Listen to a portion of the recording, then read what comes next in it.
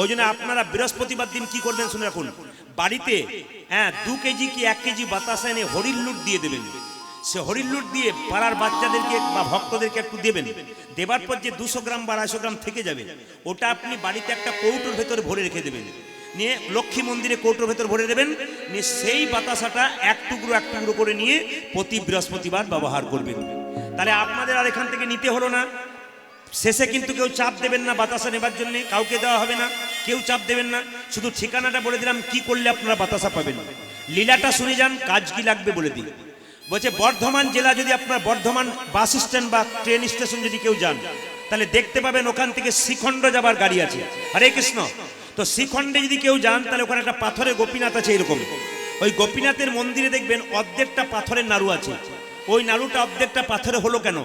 এই লীলাটি যারা শ্রবণ করবে, শেষ পর্যন্ত শ্রবণ করে, যারা ভক্তিমতী মা, যারা ভক্ত বাবা সন্তানকে মানুষ করতে চান, তারা এই লীলাটি শ্রবণ করে ভগবানকে প্রণাম করে তারপর আপনার প্রসাদটা হাতে নয়, এই নামের প্রসাদ কানে শুনে হৃদয়ঙ্গম করে বাড়ি যান।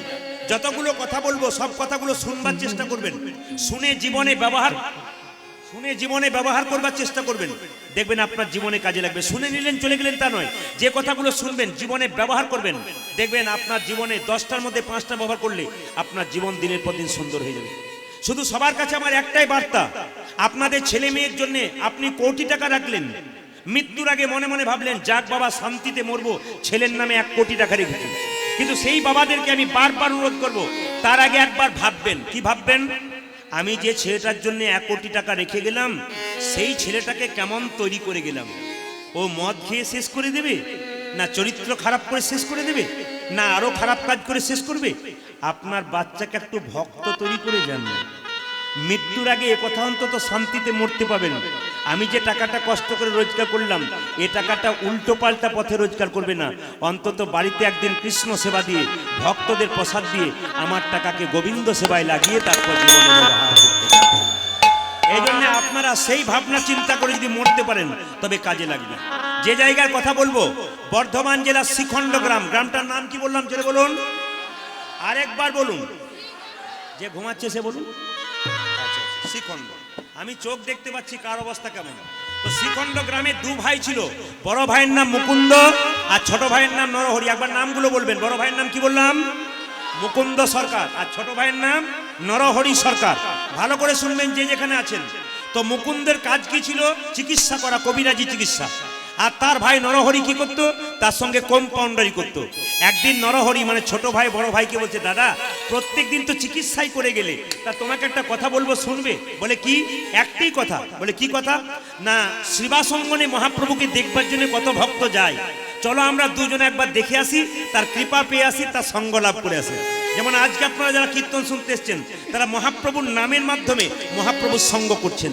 আজকে মহাপ্রভু নাই, কিন্তু মহাপ্রভু যে নাম দিয়ে চলে গেছেন, সেই নামের সঙ্গ করলেই আপনাদের মহাপ্রভুর সঙ্গ করা হয়ে যায়।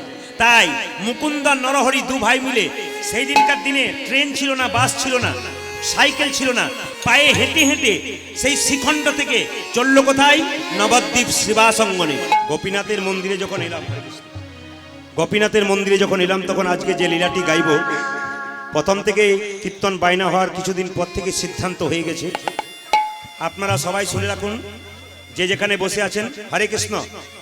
এইদিকে এই বাতাসাটা দেখার সঙ্গে সঙ্গে আবার উলুধ্বনি দিন তো সবাই মিলে প্রেম। আজকে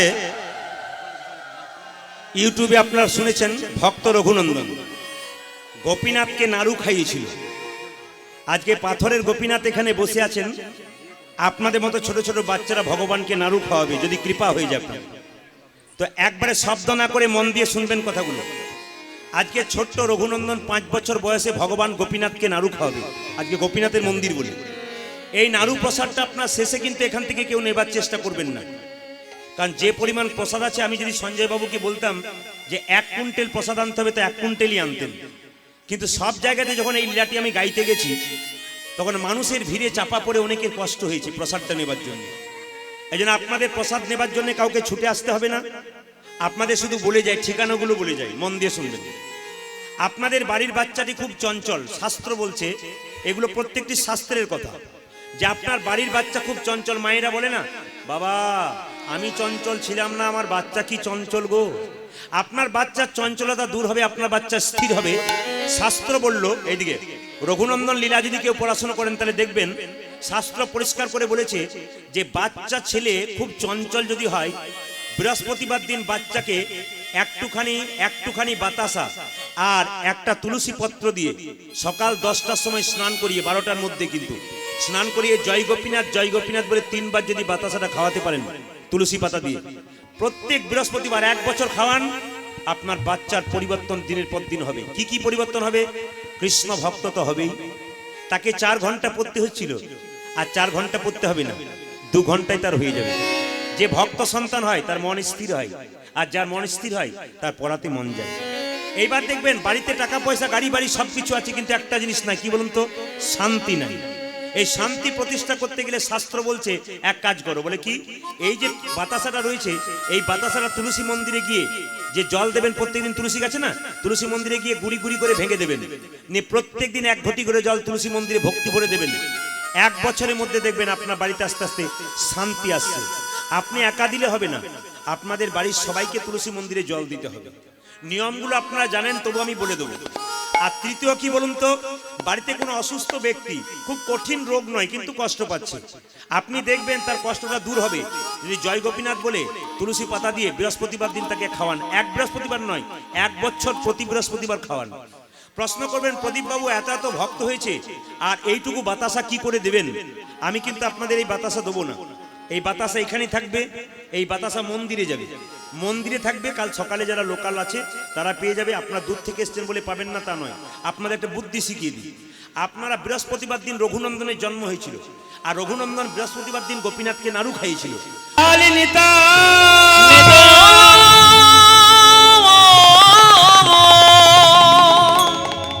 কাল থেকে একজনকে দেখলে জয় নিতাই বলবেন। হরে কৃষ্ণ, জয় নিতাই, হরে কৃষ্ণ। কাল থেকে একজনকে দেখলে কি বলবেন একবার জোরে বলুন। না না, সামনে যারা বসছেন তারা বলবেন তা নয়, পেছনে সবাইকে বলতে হবে। কাল থেকে কি বলবেন? এক বাক্যে বলুন। কি বলবেন? আরে হিন্দু শরীরে রক্ত হিন্দুর বইছে, আর আপনি জয় নিতাই বলতে পারবেন না, এর চাইতে লজ্জার ব্যাপার কি হতে পারে? আপনি একজনকে মহাপ্রভু বলেছেন, আপনি আচরি ধর্ম অপরে শেখায়, আপনি না আচরিলে অপরে শেখানো না যায়। আপনি একজনকে জয় নিতাই বলুন, ও যদি বলে কবে থেকে এত বড় ভক্ত হয়ে গেলি রে, আপনি বলবেন আজ থেকে হলাম, তুইও শুরু করে দে। ও যদি বিরক্ত হয়ে যায়, বারবার জয় নিতাই বলুন, দেখবেন এক সময় ও নিতাইয়ের নামে পাগল হয়ে যায়। ও মায়েরা, কারো শরীরে জ্বর থাকলে কি করে বোঝা যায়? হাত দেখলে তো বোঝা যায়। একটা যন্ত্র আছে যা দিলে বুঝতে পারা যায়, থার্মোমিটার দিলে বোঝা যায় না জ্বর আছে। আপনার শরীরে পাপ আছে, আপনি নিজেই বুঝতে পারবেন। কি করে বুঝবেন সেটা আপনাদের বলে দিয়ে যায়। আপনার শরীরে পাপ আছে না পুণ্য আছে আপনি বুঝে নেবেন কখন? হরিনাম করতে করতে যদি কারো আনন্দ জাগে, বুঝবেন তার পাপ আস্তে আস্তে ক্ষয় হচ্ছে।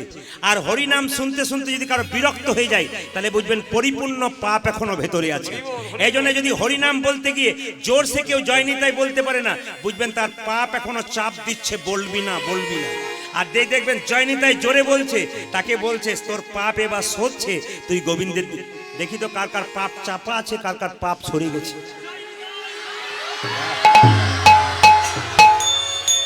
একবার জোরে সবাই মিলে জয় নিতাই। ওই জন্য ছেলেগুলো যখন আমাকে আনতে গিয়েছিল, তখন দেখলাম 2-4 জন মেয়ে বলছে, সামনে বসিস না দিদি, পা মেলে বসতে পাবি না, খালি হাউলুধ্বনি দিতে হবে। এই জন্য যারা চালাক পাটি তারা, না আপনাদের বলি নাই, পেছনে জায়গা পান নাই বলি, চালাক পাটি যারা হয় তারা পেছনে বসে কেন বলুন তো? সময় মতো যাবার সুযোগ পেয়ে যায়। একজন আমাকে প্রশ্ন করেছিল, প্রদীপ বাবু আপনি তো খুব ধর্মের কথা বলুন, আমাকে একটু বুঝিয়ে দিন তো। বলে কি? যে হরিনাম করে সেও মরে, আর যে করে না সেও মরে। করলেও যদি মরে, না করলেও যদি মরে, না করাটাই ভালো। ও ঠিক বলে না?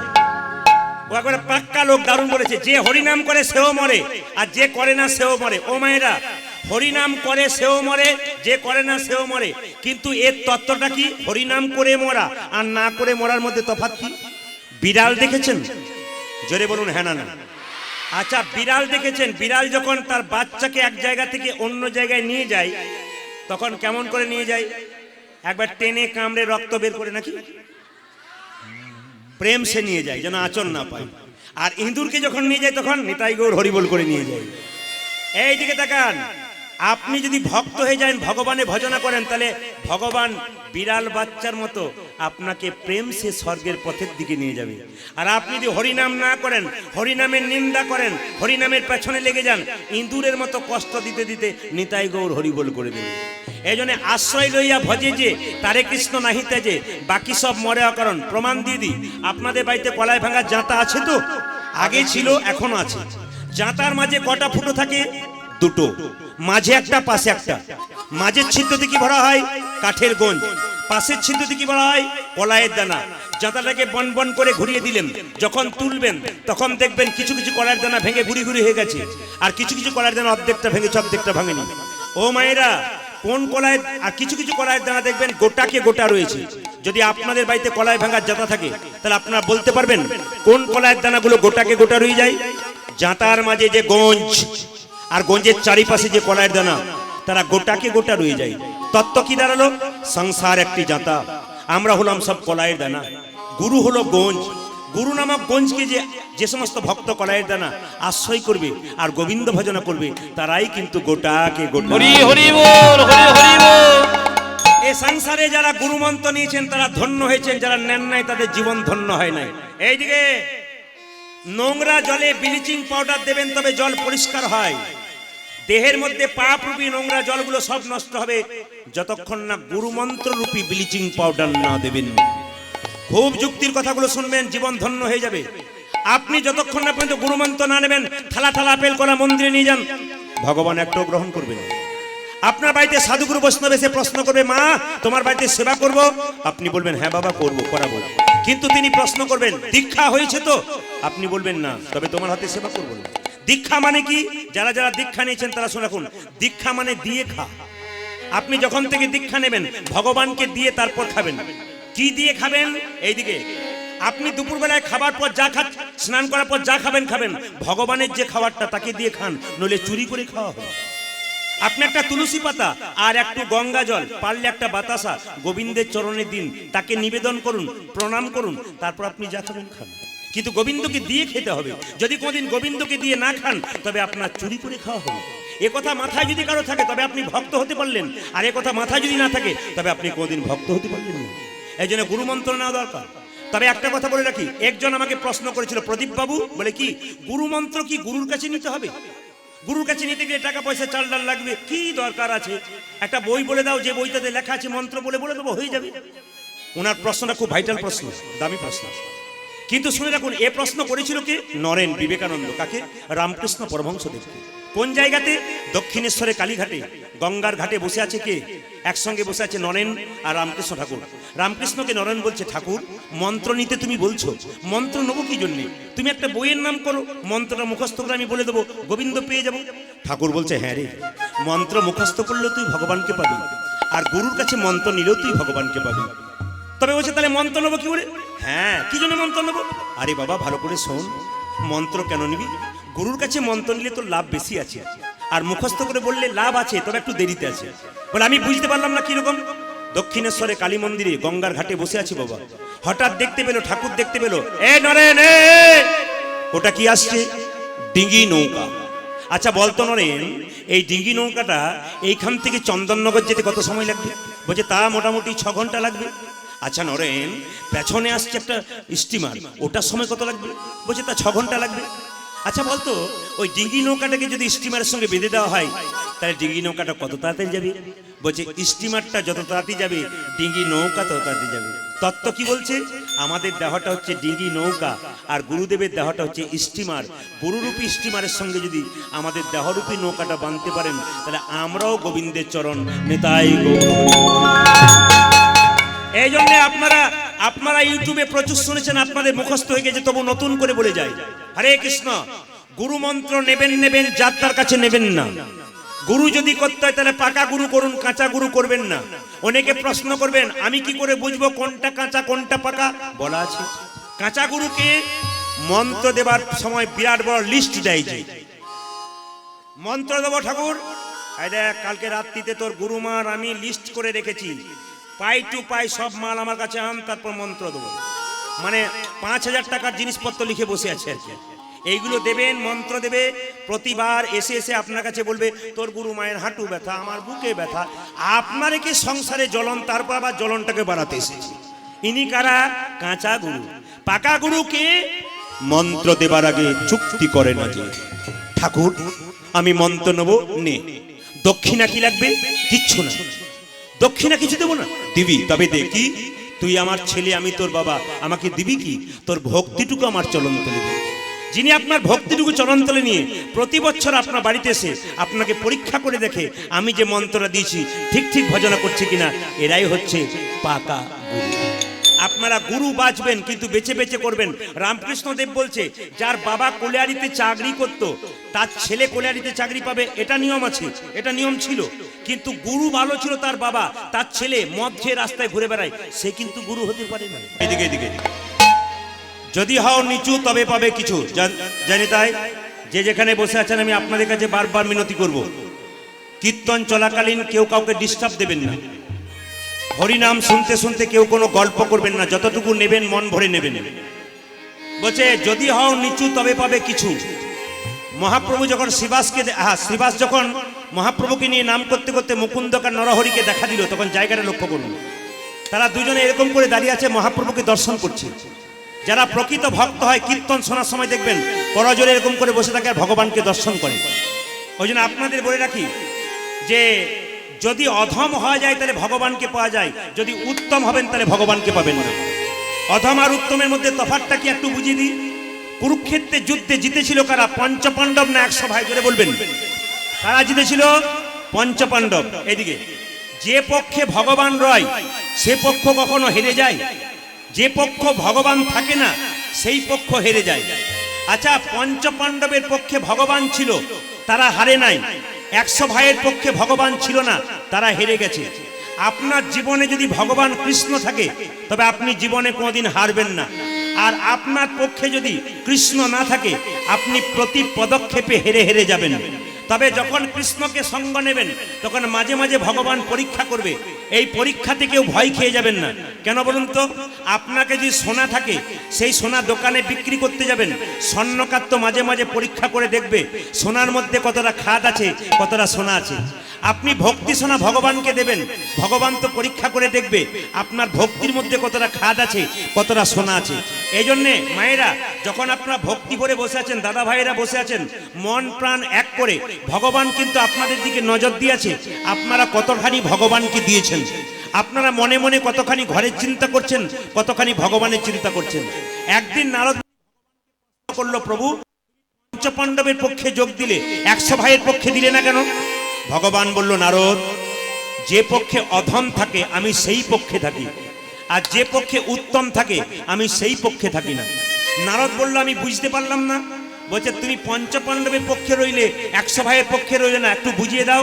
ভগবান তখন নারদকে বলল, নারদ এই দেখো তোমাকে 3টে ফুলের মালা দিলাম, এই 3টে ফুলের মালা নিয়ে তুমি প্রথমে শত ভাইয়ের দ্বারা দুর্যোধনের কাছে যাও, ওকে জিজ্ঞাসা করে এসো ওদের মধ্যে কে উত্তম, তাহলে একটা মালা দেবে তার গলায় পরিয়ে।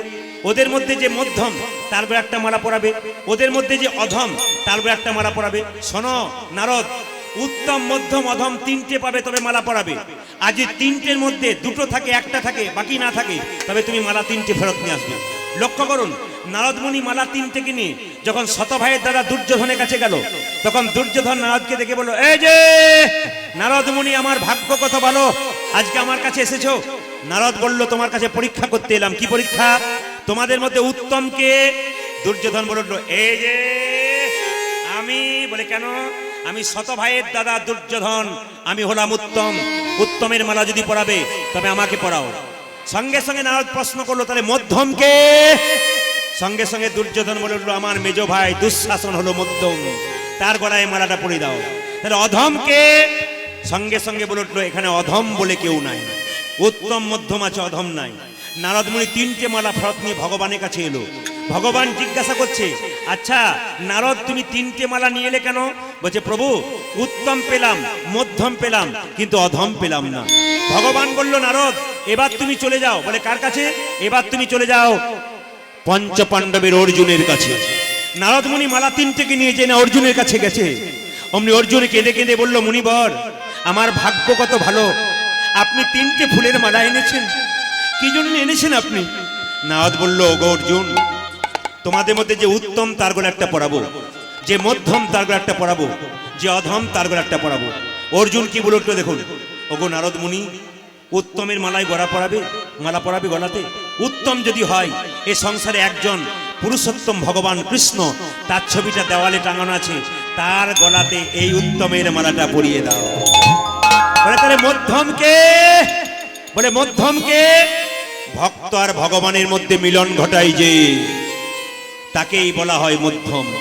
ওগো নারদ, তুমি তো ভক্ত আর ভগবানের মধ্যে মিলন ঘটাও, তুমি তো নারদ, মধ্যমের গলাটা তোমার মালা তোমার গলাতে পরালাম। অধমকে? অর্জুন কেঁদে কেঁদে বলল, অধম যদি হয় তবে আমি যুগ যুগ ধরে বসে আছি গোবিন্দের চরণ পাওয়ার জন্য। যদি অধমের মালাটা পরাবে তবে আমার গলায় পরিয়ে দাও। নারদ মুনি চমকে উঠল, ভগবানকে এসে বলল, প্রভু তুমি ঠিক ঠিক জায়গায় গিয়েছো। এই জগতে যারা অধম তুমি তাদের পক্ষে থাকো, আর যারা উত্তম তুমি তাদের পক্ষে থাকো না। মায়েরা, মুকুন্দা নরহরি যখন এরকম করে দাঁড়িয়ে আছে, তখন মহাপ্রভু শিবাসকে ডেকে বলল, শিবাস, বলে কি, 2 ভাই আমাকে দেখতে এসছে, বড় ভাইয়ের নাম মুকুন্দ, ছোট ভাইয়ের নাম নরহরি। তো বড় ভাইকে বলে দাও আর ছোট ভাইকে বলে দাও, ওদের মধ্যে যে ছোট ভাই নরহরি তাকে বলে দাও, সে আমার সঙ্গে সারা জীবন কীর্তন করবে, আমার সঙ্গে সঙ্গে থাকবে। আর যে বড় ভাই তাকে বলে দাও, সে আমার 100 জন্ম সঙ্গ পাবে না। মায়েরা, এটা কিরকম হলো? দাদা ভাইয়েরা, আপনারা কীর্তন শুনতে এসছেন, এটা কিরকম হলো? এখানে এমনও তো হতে পারে বাড়ি থেকে 2 ভাই কীর্তন শুনতে এসছেন, একজন মহাপ্রভুর কৃপা পেলেন, একজন পেলেন না। যে পেল তার তো আনন্দ হলো, আর যে পেল না তার কি অবস্থা হলো? সঙ্গে সঙ্গে শ্রীবাস এসে বললো, এই যে তোমাদের মধ্যে ছোট ভাইকে? আগে আমি। কি নাম তোমার? আমার নাম হলো নরহরি সরকার। তোমার জন্য প্রভু বলেছে তুমি সারা জীবন প্রভুর সঙ্গে কীর্তন করবে, প্রভুর সঙ্গে থাকবে। বড় ভাই বলছে, আচ্ছা আচ্ছা আচ্ছা শ্রীবাস, আমার জন্য প্রভু কি বলেছে? আমি তোকে টানতে টানতে নিয়ে এলাম, আমার জন্য কি বলেছে? সঙ্গে সঙ্গে মুকুন্দকে শ্রীবাস বলে উঠলো, তোমার জন্য প্রভু বলেছে তুমি 100 জন্ম সঙ্গ পাবে না, 100 জন্ম কৃপা পাবে না। যেই না বলেছে এই যে তুমি 100 জন্ম সঙ্গ পাবে না, 100 জন্ম কৃপা পাবে না, অমনি বড় ভাই মুকুন্দ কি করছে দেখুন, জয় গৌ জয় গৌ। এটা পাগল বলা যাবে না? যাকে বলবে ভগবান তার কৃপা হবে না, সে যদি নাচতে শুরু করে তাকে পাগল বলা হবে?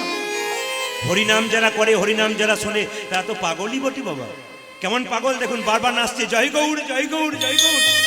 এ কথা শুনে শ্রীবাস বলছে, মুকুন্দ, প্রভু তোমাকে বলল 100 জন্ম সঙ্গ পাবে না, সঙ্গ পাবে না, তাও তুমি জয় গৌর বলে নাচতে শুরু করলে। নাচতে শুরু করলে আমাকে যদি প্রভু বলতো 100 জন্ম সঙ্গ পাবো না, সঙ্গ পাবো না, তাহলে তো আমি বিষ খেয়ে আত্মহত্যা করিয়ে দিতাম, করে দিত। এ কথা শুনে মুকুন্দ বলছে, শোনো শোনো শ্রীবাস, শোনো শোনো শিব, প্রভু যদি বলতো কোন জন্মে সঙ্গ পাবো না, তাহলে না হয় আমি বিষ খেয়ে আত্মহত্যা করে দিত। প্রভু বলেছে 100 জন্ম সঙ্গ পাবো না, 100 জন্ম না হয় গৌর গৌর বলে আমি কেঁদে বেরাবো, যখন 100 জন্ম পেরিয়ে যাবি 101 জন্মে প্রভু সঙ্গ যে যেখানে বসে আছেন একটু মন দিয়ে শুনবেন। কাঁদতে যদি হয় মা, ভগবানের জন্য কাঁদো। ছেলের জন্য কাঁদবে না, মেয়ের জন্য কাঁদবে না, কাঁদবে যদি কৃষ্ণের জন্য কাঁদো। আপনারা একটু উত্তর দেবেন, আপেল কলা লেবু মন্দিরে নিয়ে যায়, ভগবান খায়? জোরে বলুন না। কিন্তু যদি আপনারা না বললেন, তাহলে আমার আপনাদের কাছে প্রশ্ন, আপনারা কাল থেকে তাহলে আপেল কলা লেবু নিয়ে যাবেন ভগবান যদি খায় না? আসলে তা নয়, এইদিকে তাকাবেন, ভগবান দেখে। কি দেখে? আপনি যে আপেল কলা লেবু নিয়ে গেলেন মন্দিরে, ভক্তির ভাবে নিয়ে গেলেন না অহংকারের ভাবে নিয়ে গেলেন? শাস্ত্র তো প্রমাণ করে দিয়েছে। কোন জায়গাতে? এই জায়গাতে। শত ভাইয়ের দাদা দুর্যোধন কৃষ্ণকে নিমন্ত্রণ করেছিল, এমন খাবার খাইয়ে দেবো বাপ জন্মে খাও না।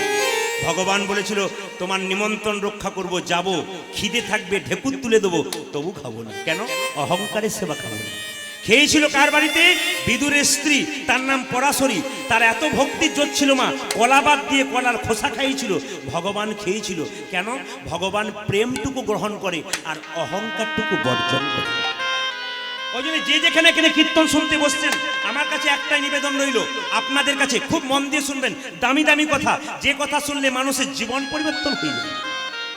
আজকে শুধু আমি তো বীরভূমের মানুষ, আপনারা সব বীরভূমের, শুধু বীরভূমের মানুষ নয়, গোটা ভারতবর্ষের মানুষ নয়, অল ওয়ার্ল্ডের মানুষ, যেখানে হিন্দুরা থাকে, যেখানে বাংলা বোঝে, সবাই তো প্রত্যেকদিন প্রচুর ফোন করে, দাদা অনেকের অনেক পরিবর্তন হয়ে গেল। কি করে হলো? একদিন একজন ডাকাত, বিখ্যাত ডাকাত, তার জায়গাটার নাম বলবো না, তিনি নাম বলতে বারণ করেছেন, সে আমাকে ফোন করে বলছেন, প্রদীপ বাবু আপনার কীর্তন শুনতে শুনতে একদিন ডাকাতি বন্ধ করে আমি ভক্ত হয়ে গেলাম। বললাম কি করে হলেন? বলছে চায়ের দোকানে চা খাচ্ছিলাম, কত মেয়েদের স্মৃতি সিঁদুর মুছে দিয়েছেন, কত বাচ্চা ছেলের বাবা চলে গেছে, বাবা হারা হয়ে গেছে, কত বাড়ি থেকে সবকিছু নিয়ে গিয়ে আমি তাকে ফকির করে দিয়েছি, ফাঁকা করে দিয়েছি। একদিন চা খেতে খেতে দোকানে গানটা বাজছে। বললাম কি শুনলেন যার জন্য আপনার পরিবর্তন হলো? বলছে আপনার একটা কথাতে আমার পরিবর্তন হয়ে গেল। বললাম আমার কথা নয়, এ তো মহাজনীদের কথা, আমি শুধু বলে গেলাম মাত্র। কি বললেন দেখুন। বলছে আপনি একদিন বলছিলেন না আলেকজান্ডার মৃত্যুর আগে তার কর্মচারীদেরকে বলেছিল আমি যখন মরে যাব আমার গোটা শরীরে সাদা কাপড় দিয়ে ঢাকা দিয়ে দেবে, কিন্তু যখন আমাকে নিয়ে যাবে তখন হাতটা এরকম করে দুলতে দুলতে নিয়ে। কর্মচারীরা জিজ্ঞাসা করেছিল, আচ্ছা সম্রাট আপনাকে হাতটা এরকম করে দুলতে দুলতে নিয়ে যাবো কেন?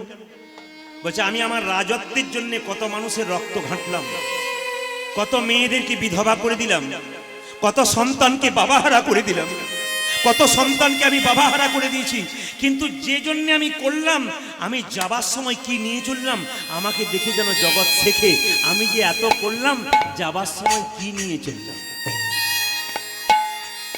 সেই দিন আমার মনে একটু টনক লড়ে গেল দাদা, আমি যে এত চুরি ডাকাতি করলাম আমার সংসারের জন্য, এত মেয়ের স্মৃতি সিঁদুর কেড়ে নিলাম, তারা তো হাহাকার করে কেঁদেছে, আমাকে অভিশাপ দিয়েছে।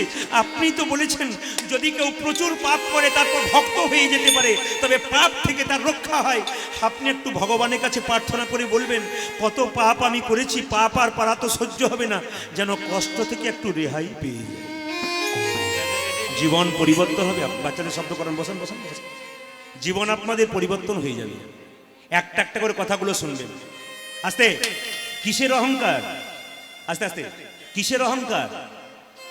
কলকাতার জয়নগরের রাস্তা দিয়ে পেরোচ্ছি, হঠাৎ দেখতে পেলাম চা দোকানে চা খাচ্ছি, হঠাৎ দেখতে পেলাম একটা মৃতদেহ এলো এসি গাড়িতে তিলক চন্দন করে ফুলমালা নিয়ে।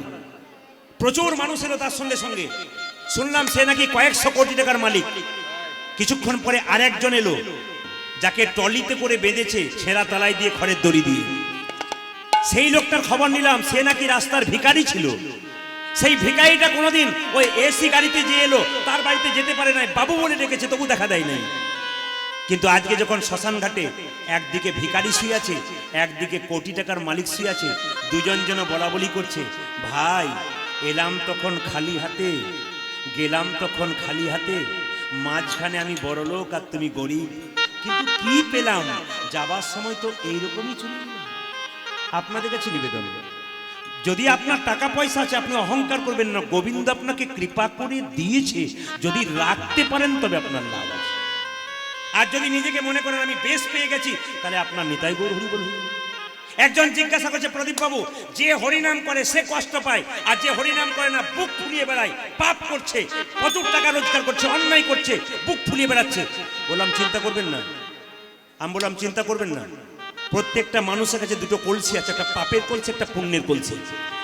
ওর এখনো পাপের কলসিটা পূর্ণ হয়নি, ওর যখন পাপের কলসিটা পূর্ণ হয়ে যাবে না, বেলুনকে যখন বাচ্চারা ফুলোই তখন ফুলোতে ফুলোতে হঠাৎ এক সময় ফট করে ফুটে যায়, দেখবেন ও একদিন ফট করে ফুটে যাবে, আপনার কোনো চিন্তা নেই। এই যে নিবেদন আপনাদের কাছে, আপনাদের পুণ্যের পাপের কলসি দেখবেন ধীরে ধীরে পূর্ণ হয়, আর পুণ্যের কলসিও ধীরে ধীরে পূর্ণ হয়। আপনারা যে পুণ্য করছেন না, পুণ্যের কলসি বাড়ান, আপনি দেখবেন যারা পাপের কলসিতে পূর্ণ হচ্ছে তাদের কষ্ট আপনারা চোখের সামনে দেখবেন, সেই দিন বুঝবেন যে আমি কি করলাম আর এরা কি করল। এই জন্য আপনাদের কাছে নিবেদন রইল, মা যে যেখানে বসে, বাচ্চাদের শব্দ বন্ধ করেন, এখানে বড় গন্ডগোল হচ্ছে। এই জন্য আপনাদেরকে বলে যায় মায়েরা, ভগবানের জন্য কাঁদতে হয়, সংসারের জন্য কাঁদবেন, ছেলের জন্য মেয়ের জন্য। ছেলে মেয়ে প্রশ্ন করবে তুমি আমার জন্য কি করেছো, শেষে আপনি বলবেন যার জন্য করি চুরি সে কিনা বলে চোর। কিন্তু ভগবানের জন্য যদি কেউ একবার কাঁদতে পারে মা, তার ভেতরে যত যন্ত্রণা আছে সব কষ্ট রেহাই পেয়ে যায়। ছেলের জন্য কাঁদবেন, মেয়ের জন্য কাঁদবেন, আপনার চোখ থেকে জল পড়বে, সেই চোখটা দেখবেন, জলটা দেখবেন চোখের কোণ দিয়ে পড়বে। পরীক্ষা করে দেখবেন আমার কথা। সেই জলটা যখন মুখের মধ্যে প্রবেশ করবে নোনা নোনা ভাব লাগবে, সেই জলটা যখন স্পর্শ করবেন গরম লাগবে। কিন্তু ভগবানের জন্য কেউ যদি কাঁদতে পারে তার চোখের জলটা চোখের কোণ দিয়ে পড়ে না, চোখের মাঝ দিয়ে পড়ে। সে জল গরম হয় না বাবা, সে জল শীতল হয়। সে জল মুখের মধ্যে প্রবেশ করলে নোনা নোনা ভাব লাগে না, মিষ্টি মিষ্টি ভাব লাগে। কৃষ্ণের জন্য কাঁদো, জীবনে উন্নতি আছে। ভগবানের জন্য কাঁদো, জীবনে উন্নতি আছে। আর সংসারের জন্য কাঁদবেন, আপনার উন্নতি তো হবে না, বরং আরো যন্ত্রণা আপনার বেড়ে যাবে। এই জন্য মুকুন্দা নরহরি যখন দুজনে দাঁড়িয়ে আছে, যখন মহাপ্রভু মুকুন্দকে বলল তুমি 100 জন্ম সঙ্গ পাবে না, তখন মুকুন্দ সরকার কাঁদছে। বাবা, ভগবান সব সইতে পারে গো, দুটো জিনিস সইতে পারে না, একটি অহংকার, একটি চোখের জল। মুকুন্দ যখন কাঁদছে, মহাপ্রভু ডেকে বলল এ মুকুন্দ এদিকে এদিকে এদিকে। মহাপ্রভুকে প্রণাম করে মুকুন্দ বলল, প্রভু আমার ভাইকে তুমি কৃপা করলে, আমাকে তুমি কৃপা করলে না কেন? সঙ্গে সঙ্গে মহাপ্রভু একটা দামি কথা বললেন, আপনারা সবাই শোনা করুন। মুকুন্দ, এ সংসারে যারা বড় ভাই হয় তাদের দায়িত্ব সবচাইতে বেশি থাকে। এটা মহাপ্রভুর কথা। কিন্তু এ সংসারে যারা বড় ভাই হয় তাদের দায়িত্ব সবচাইতে বেশি হয়। বলে কেন না, বনের মধ্যে বড় বড় গাছগুলো যেমন ছোট ছোট গাছগুলোকে ঝড়ঝঞ্ঝা থেকে রক্ষা করে, একটা সংসারের বড় ভাই তার সংসারের সব ঝড়ঝঞ্ঝাট মাথায় পেতে নেয়, সে বাবার সমান হয়ে যায়। তোমরা দুজন মিলে যদি হরিনাম করতে চলে আসবে, তাহলে বাড়ির সব না খেয়ে মরবে। ওই যে তোমার ভাইকে আমি শ্রীখণ্ডে পাঠিয়ে দিলাম, আর তোমার ভাইকে আমার কাছে রাখলাম, আর তোমাকে আমি শ্রীখণ্ডে পাঠিয়ে দেবো। তবে মুকুন্দ, এইদিকে মায়েরা, মুকুন্দকে একটা আশীর্বাদ দিল। কি আশীর্বাদ? যে যেখানে বসে আছেন আপনাদের কাছে নিবেদন, যে আপনারা মহাপ্রভুর কীর্তন শুনছেন, যে যা কর্ম করেন, কাল থেকে সকালে কর্ম আপনাদের বাড়বে, কর্মের উন্নতি বাড়বে যদি যত কীর্তন শুনবেন আপনি। মহাপ্রভু মুকুন্দকে বলো, মুকুন্দ তুমি তো চিকিৎসা করো, তোমাকে আশীর্বাদ করলাম, কাল থেকে বাড়ি গিয়ে একটা গোপীনাথের মন্দির তৈরি করো, জীবের দ্বারে হরিনাম দাও, আর গরিবের চিকিৎসা করো, পয়সা নেবে না। তবে হ্যাঁ, তুমি হরিনাম জীবের দ্বারে বেলাবে, আর কি করবে? কৃষ্ণ নাম করবে আর চিকিৎসা করবে। তোমার মাথায় হাত বুলিয়ে দিলাম, তুমি যাকে চিকিৎসা করবে তারই রোগ ভালো হয়ে যাবে। ফিরে যাও, ফিরে যাও, ফিরে ফিরে যাও, শ্রীখণ্ডে ফিরে যাও। ভগবানের চরণ প্রান্তে গিয়ে একবার প্রভুকে বলতে হবে, প্রভু সারাদিন যে কাজকর্ম করলাম তার ফল কিন্তু তুমি দেবে, আমি কর্ম করে গেলাম। এই ভাবনা চিন্তা নিয়ে যে ভগবানকে ভজনা করবে তার জীবন সার্থক হবে। আপনারা প্রশ্ন করবেন, ভগবানকে ডাকবো কেন? একটা বাচ্চা ছেলে জন্ম নেওয়ার পর কি খাবে এ কথা কে ভেবেছে? আপনাদের কাছে নিবেদন রইল, যাদের মোবাইল ফোন কাছে আছে তারা মোবাইল ফোনে জোরে কথা বলবেন না। আর আপনারা যারা কীর্তন শুনতে এসছেন, পাশের কারো সঙ্গে কোনো গল্প করবেন না। কেন? শাস্ত্র বলেছে কীর্তন শুনতে গেলে যদি কেউ চিৎকার চেঁচামেচি করে তবে সে পাপ সঙ্গে করে বাড়ি যাবে। আর যিনি কৃষ্ণ কথা হরি কথা চুপচাপ শুনবেন, ইনি পুণ্য সঞ্চয় করে বাড়ি যাবেন। তা আপনারা কোনটা নেবেন সেটা তো আপনাদের হাতে। পাপ নেবেন কি পুণ্য নেবেন, আগে জেনে নিতে হবে যে ভগবানকে আমরা ডাকবো কেন, কেন ভগবানকে ভজনা করব, লাভ কি আছে আমাদের। একটা বাচ্চা ছেলে জন্ম নেবার পর কি খাবে এ কথা কে ভেবেছে? হরে কৃষ্ণ। একটা বাচ্চা ছেলে জন্ম নেবার পর কি খাবে এ কথা কে ভেবেছে? ভগবান কৃষ্ণ। কোথায় ভেবেছে? মায়ের স্তনদুগ্ধের মধ্যে এমন মধুভাণ্ড দিয়েছে যা পৃথিবীর আর কোথাও পাওয়া যায় না। মায়ের দুধটা খুব গরম নয় যাতে বাচ্চার জিভ পুড়ে যাবে, তিনিই ব্যবস্থা করেছেন। মায়ের দুধটা খুব ঠান্ডা নয় যাতে বাচ্চার সর্দি লেগে যাবে, তিনি ব্যবস্থা করেছেন। মায়ের দুধটা খুব টক নয় যাতে বাচ্চার অম্ল হয়ে যাবে, তিনিই ব্যবস্থা করেছেন। মায়ের দুধটা খুব মিষ্টি নয় যাতে বাচ্চার সুগার হয়ে যাবে, একমাত্র তিনিই ব্যবস্থা করেছেন। গাছের মধ্যে দিলেন ফল, নদীর মধ্যে দিলেন জল, তিনি আমাদের জন্য এত কিছু করলেন, আমরা তার জন্য কি করলাম? এই বিচার বোধ যার আছে তিনি একমাত্র ভগবানের ভক্ত হতে পারেন। আর এই বিচার বোধ এখনো পর্যন্ত যার ভেতরে ঢোকে নাই তিনি এখনো ভক্ত হতে পারে নাই। তাই আপনারা এই প্রচন্ড করুণা, হরে কৃষ্ণ, এই বাঁদিকে বাঁদিকে বাঁদিকে এত শব্দ নয়, চিৎকার করে যদি 3 ঘন্টা পার করে দেবেন, কীর্তন শুনতে দেবেন কখন? হরে কৃষ্ণ। এইদিকে মায়েরা, আপনারা চিৎকার করবেন না ওখানে, এত চিৎকার করলে আপনাদের পেছনে যারা আছে তাদের কি অবস্থা হচ্ছে? ওইখানেই বসে যান, ওখানেই বসে যান, শব্দ করবেন না। ও রাস্তার উপরে সমস্যা খুব আছে, কি করবেন, উপায় তো নেই, জানি তাই। হরে কৃষ্ণ। এইদিকে মায়েরা, করোনা যখন গোটা পৃথিবীকে কাঁপিয়ে দিচ্ছে তখন ভগবানের করুণা পাওয়ার জন্য আপনারা এখানে ছুটে এসেছেন, তার জন্য আপনাদের চরণে কোটি কোটি দণ্ডবত প্রণাম রইল। শুধু তাই নয়, আপনারা একটা কথা জেনে নেবেন যে চাষি যখন মাঠে চাষ করে তখন গরুর মুখে একটা কি দেয়, মাঝে মাঝে জোরে বলুন, কি দেয়? জালি দেয়। তো গরুকে যখন জালি দিয়েছিল, গরু তখন খুব দুঃখ পেয়ে বলেছিল, ওরে চাষি, তুই আজকে আমাকে দিলি জালি, একদিন আমি থাকবো খালি, তোর মুখে দেবো জালি। আজকে দেখুন গরুর কোনো করোনা নাই, করোনা সব আমাদেরই আছে। এই জন্য আজকে গরু হাসছে, আমরা চিন্তা করছি, মানে চাকা ঘুরছে। হরে কৃষ্ণ, এটা সব ভগবানের খেলা। তা প্রভুর কাছে প্রার্থনা করুন পৃথিবী করোনা মুক্ত হোক, প্রভুর কাছে প্রার্থনা করুন সবাই ভালো থাকুক, বিশ্ব শান্তি বার্তা আপনারা সবাই প্রভুর কাছে করুন, যেন প্রভুকে কৃপা করতে পারেন আমাদের। তবে একটা কথা বলি, আগে আমরা জানতাম যে গঙ্গা জল হাতে নিলে হাত পবিত্র হয়ে যায়, কিন্তু এখন আমরা জানতে পারছি যে স্যানিটাইজার না নিলে হাত পবিত্র হয় না। মানে কোন জায়গাতে যাচ্ছে? তা যিনি পতিত পাবন গৌর হরি, তিনি কলিযুগের ভগবান, কাঙাল বেশি জীবের দ্বারে হরিনাম দিচ্ছেন। একজন ভক্ত বলছে, কে তুমি এমন করে কাঙাল বেশি হরিনাম দিচ্ছ? জগতে যদি কেউ কাঙাল না হতে পারে, ভগবানকে পাবে না। কীর্তন শুনতে এসছেন, আপনারা নিজে নিজে জায়গায় বসে আছেন। আজকের দিনটাকে আপনাদেরকে ভাবতে হবে, হরিনামের ব্যাংকে নিজেকে জমা দিতে এসেছি। প্রত্যেক দিন আপনারা সংসারের মধ্যে ডুবে আছেন, কিন্তু আজকের দিনটাতে মাথায় রাখতে হবে, আমরা হরিনামের ব্যাংকে নিজের দেহটাকে নিয়ে এসেছি। ব্যাংকে টাকা জমা দিলে যেমন তার সুদ পাওয়া যায়, আপনি টাকা জমা দেবেন তবে তো ব্যাংকে গিয়ে লাইন দেবেন। টাকা জমা না দিলে আপনি টাকা পাবেন কি করে? পুলিশ তো ঘাট ধাক্কা দিয়ে আপনাকে বের করে দেবে। ঠিক সেরকম হরিনামের ব্যাংকে নিজের দেহটাকে দিয়ে জমা দেবেন, ভক্তি সম্পদ জমা দেবেন, তবে তো আপনি কৃপা সম্পদ পাবেন। আর যদি আপনি ভক্তি সম্পদ না জমা দিন, তাহলে আপনি কৃপা সম্পদ পাবেন কি করে? এই জগতে কীর্তন শুনতে এসছেন, আপনারা এত ভিড় করেছেন, গ্যারান্টি আছে আপনি বাড়ি যেতে পারবেন? রাত্রিবেলায় শুলে তার গ্যারান্টি নেই সকালবেলায় জাগবেন। ট্রেন আসবার সময় সিগন্যাল দেয়, আমরা জানতে পারি ট্রেন আসে, কিন্তু মৃত্যু আসবার সময় কোনো সিগন্যাল দেয় না, যে কোনো মানুষের জীবনে যে কোনো মুহূর্তে আসতে পারে।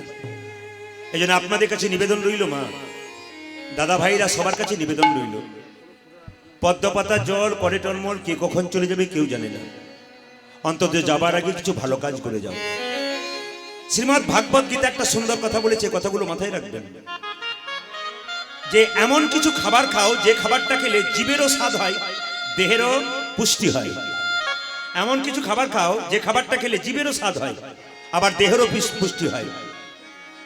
আপনারা দেখুন, চিড়ে খাবেন, চিড়ে, তা শুকনো চিড়ে যদি আপনি খান, জীবের স্বাদ হবে না, কিন্তু দেহের পুষ্টি হবে। কিন্তু ওই চিড়েটাকে যদি আপনি গুড় বা চিনি বা দুধ দিয়ে মাখিয়ে খান, জীবেরও স্বাদ হবে, দেহেরও পুষ্টি হবে। হরিনাম কিরকম? হরিনাম কিরকম? এমন কিছু কাজ করে যাও এ সংসারে, যে কাজ করলে আপনারও মঙ্গল হবে, অপরেরও মঙ্গল হবে। যেমন লাউতর গ্রামের কোন একজন ব্যক্তি যদি মদ বিক্রি করে, তাহলে যে মদ বিক্রি করবে সে দালানের পর দালান তৈরি করবে, যে খাবে সে কি করবে? সে তো দিনের পর দিন সব ফাঁকা হয়ে যাবে। তাহলে একজনের মঙ্গল হলো, একজনের অমঙ্গল হলো মদ বিক্রি করলে। কিন্তু যদি কেউ মদ বিক্রি না করে দুধ বিক্রি করে, তাহলে যে খাবে তার তো মঙ্গল হবে, যে বিক্রি করবে তারও মঙ্গল হবে। এই জন্য হরিনাম হলো দুধের মতো, আমরা গাইছি আমাদেরও মঙ্গল, আপনারা শুনছেন আপনাদেরও মঙ্গল, আর যিনারা করাচ্ছেন ওনাদেরও মঙ্গল। এই হরিনাম হচ্ছে দুধের মতো। এই জন্য আপনারা যে আসলে আজকে এসছেন, প্রত্যেকের কাছে নিবেদন রইল, কীর্তন চলাকালীন কোনো শব্দ না করে কৃষ্ণ কথা, তত্ত্ব কথা তথা লীলার দ্বারা আমরা শ্রবণ করব ভগবানের ঠিক সুন্দর সুন্দর কথাগুলো।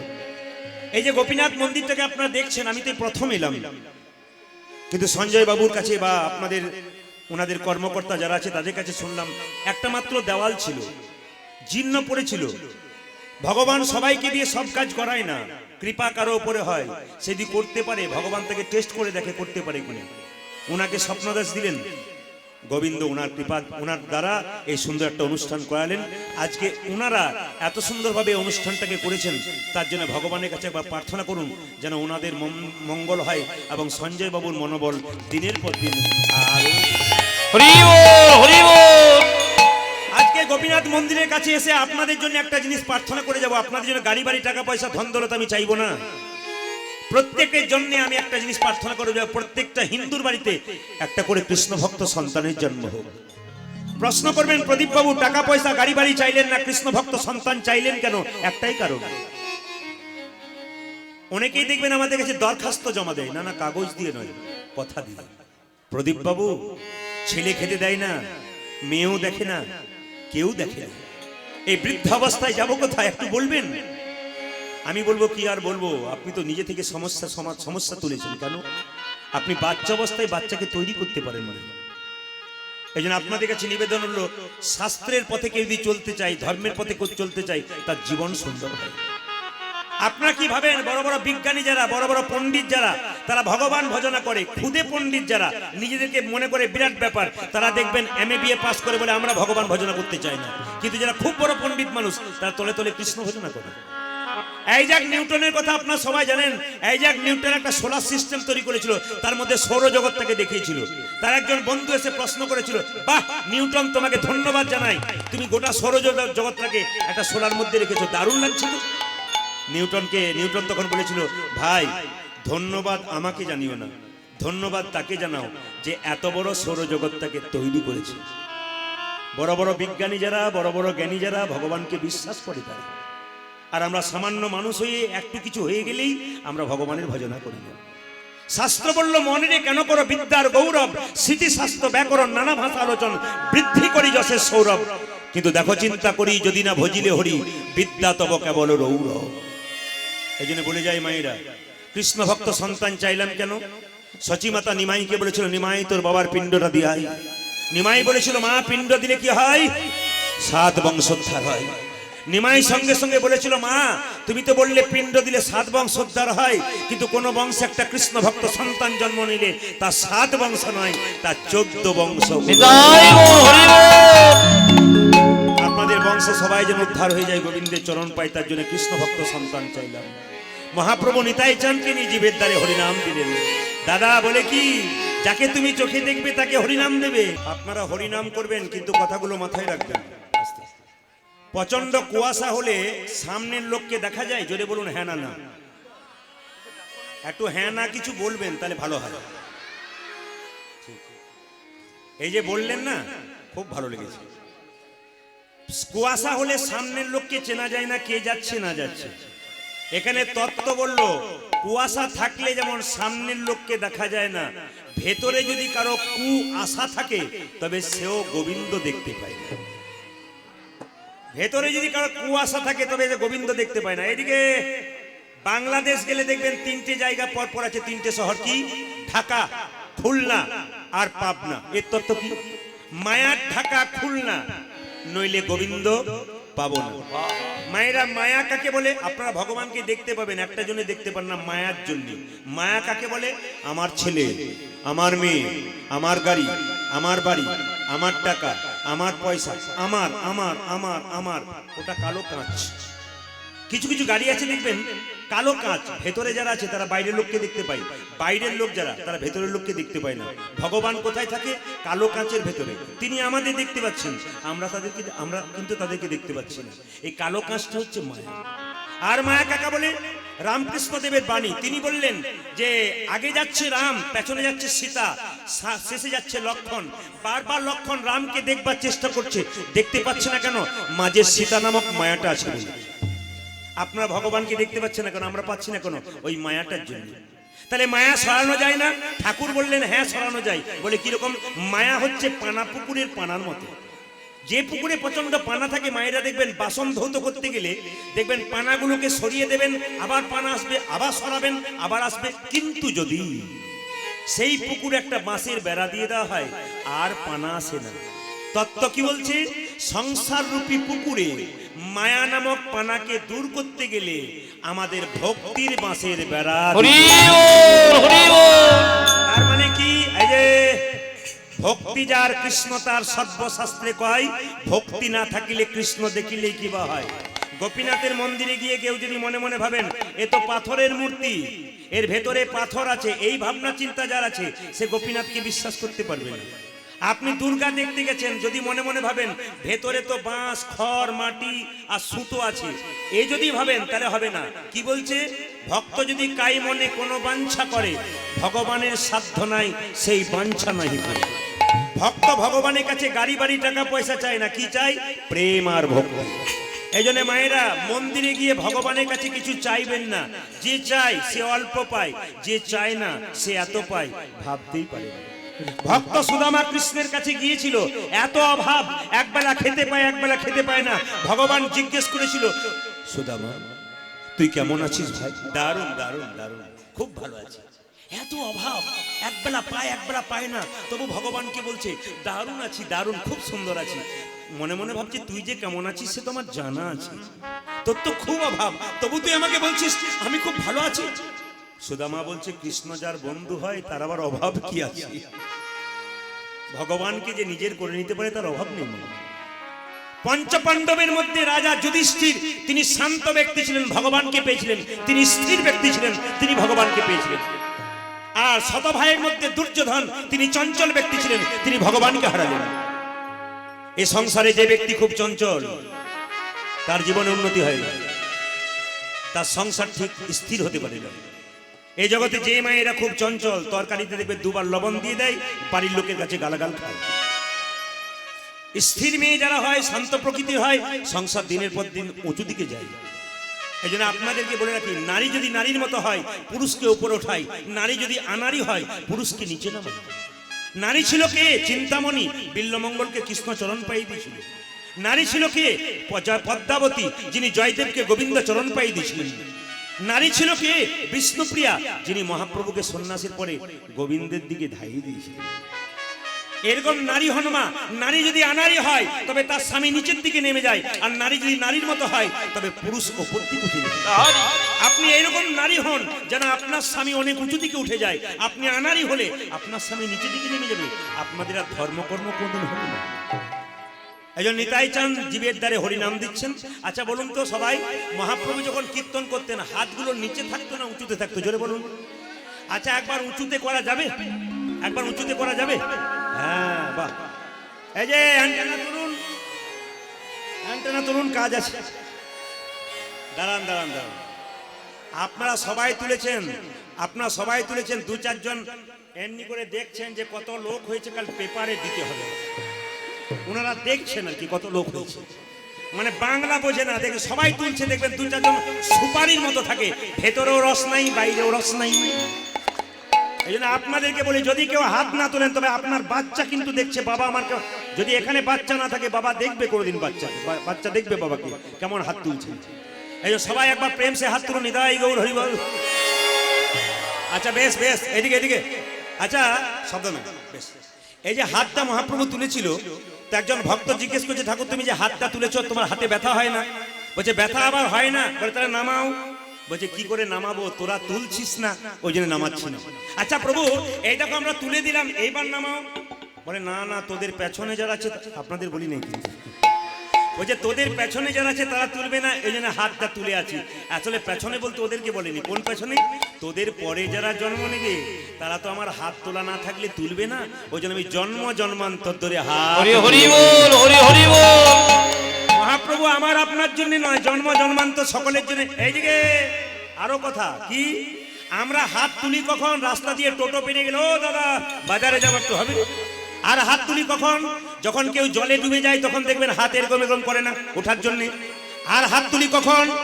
দেখবেন মাথায় যদি কেউ বোঝা নিয়ে যায় হাতে করে, তাহলে হাত তুলি। আচ্ছা আমার প্রশ্ন আপনাদের কাছে, মহাপ্রভু কি জলে ডুবে গিয়েছিল? জোরে বলুন হ্যাঁ না না। দু চারজন বলছে কি ভক্তি ভরে বলছে, আপনি কি এর ভুল বলবেন? না না, চোখ আমার দুটো হতে পারে, 15-16 হাজার মানুষ আমি দেখতে পাই, ওই শেষ পর্যন্ত যে যা করছে সব দেখতে পাচ্ছি। ওরা কিন্তু ভালো মাইক পায়নি, যারা পেছনে আছে না ওরা একবারে সাউন্ড পাচ্ছে না, শুধু বসে আছে। কেন বলুন তো? চল একবার ইউটিউবে দেখেছি, দেখে আসি তারপর যা হবে। না না না না, এটা তো আমার পাওনা আপনাদের কাছে, খুব বড় পাওনা। গোবিন্দের কৃপা, গোপীনাথের কৃপা, এটা তো পাওনা। আপনাদের চরণে ধুলি না পেলে আমি কৃষ্ণ কথা বলবো কি করে? আপনারা দেবেন তবে তো। এইদিকে হাতটা মহাপ্রভু তুলেছে কেন? হাতটা মহাপ্রভু তুলেছে কেন? তাহলে কি বোঝা নিয়েছিল? তত্ত্ব বলছে হ্যাঁ বোঝা নিয়েছিল। আপনারা বলবেন প্রদীপ বাবু যদি ভগবান বোঝা নিয়েছিল তবে দেখতে পাই না কেন? মাইরা, সব জিনিস চোখ দিয়ে দেখা যায় না। আস্তে, সব জিনিস চোখ দিয়ে দেখা যায় না। চোখ চোখের মতো হবে তবে দেখতে পাবে। যখন আপনার জন্ম হবে তখন দুটো চোখ হয়, একটা ডান চোখ একটা বাম চোখ। গুরু কৃপার বস্তু সাধন ভজন করে একটা চোখ হয়, সেই চোখটার নাম কি? জ্ঞান চক্ষু। যেদিন আপনি গুরু মন্ত্র জপ করবেন, জপ করতে করতে গোবিন্দের চরণ পাবেন, সেদিন আপনার জ্ঞান চক্ষু উদয় হয়ে যাবে বাবা। এইদিকে তাহলে জ্ঞান চক্ষু উদয় না হলে দেখতে পান না, তাহলে মহাপ্রভু কি নিয়ে যাচ্ছে? বোঝা নিয়ে যাচ্ছে। কিসের বোঝা? প্রেমের বোঝা। কেন বলুন তো? দেখতে পাই না কেন? বাবা যখন মেয়ের বাড়ি যায়, আপেল কলা লেবু থলেতে নিয়ে যায়, ওটা দেখা যায়। কিন্তু বাবা একটা মেয়ের জন্য জিনিস নিয়ে যায়, সেটা দেখতে পান? প্রেম আর ভালোবাসা। জোরে হবে রাধা রানী কি। পেছনে যারা আছেন, আগে যারা আছেন, সবাই হাত তুলে জয় দেবেন। গোপীনাথের জয় বারবার দেবেন। আজকে গোপীনাথের মন্দির এসছেন, খুব জাগ্রত গোপীনাথ এখানে আপনাদের, খুব জাগ্রত গোপীনাথ। প্রত্যেক বছরের অনুষ্ঠান হবে, আপনারা সবাই আসবেন। সবার কাছে নিবেদন, জোরে বলুন গোপীনাথ জিউ কি। একটু জোরে, গোপীনাথ জিউ কি। শ্যাম সুন্দর কি। মদন মোহন কি।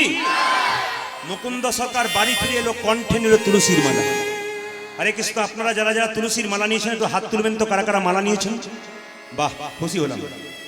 যারা নেন নাই তাদের কোনো দুঃখ নাই, মালা নেবেন কি না নেবেন আপনাদের ব্যাপার। এইদিকে যারা একবারে পেছনে বসে আছেন, এত তো মায়েরা, আপনাদের আলোর জোর বেশি আছে, আমাকে দেখতে পাচ্ছেন কিনা জানি না, আপনারা একটু জেনে নিন। তুলসীর মালা আপনারা কণ্ঠে নেবেন, কেন নেবেন সেটা আপনাদের ব্যাপার, আপনারা একটু জেনে নিন। দেখবেন বাড়িতে বেগুন গাছ লাগালে বেড়া দিতে হয় না? না, জোরে বলুন। বেড়া দিতে হয়। বেগুন গাছে বেড়া দিতে হয় কেন? ছাগলে গরুতে ছিঁড়ে খাবে, ছাগলে গরুতে ছিঁড়ে খাবে। এখানে গুরুদেব আমাদের কর্ণে কৃষ্ণ মন্ত্র দিয়েছে, আমাদের শরীরে কৃষ্ণ প্রেমের অঙ্কুর হবে বলে। যদি আপনারা কেউ গলাতে তুলসীর মালা নামক বেড়া না দেন, তবে আপনাদের কৃষ্ণ মন্ত্রের বীজটাকে ছাগলে গরুতে, কামিনী কাঞ্চন ছাগলে গরুতে নিতাই গৌর হরি বল। এইবার বলে রাখি, তুলসী মালা পরার যুক্তিগুলো কি। আপনারা দেখবেন যারা সাপ নাচাতে আসে, যারা সাপ নাচাতে আসে, বিজ্ঞান কি বলছে, যারা সাপ নাচাতে আসে, দেখবেন সাপটা যখন নাচায় তখন দেখবেন সাপ এরকম করে দাঁড়িয়ে থাকে, তখন দেখবেন যে সাপ নাচায় সে দেখবেন হাতটা এমনি এমনি করে, করে কিনা, জোরে বলুন, করে কিনা।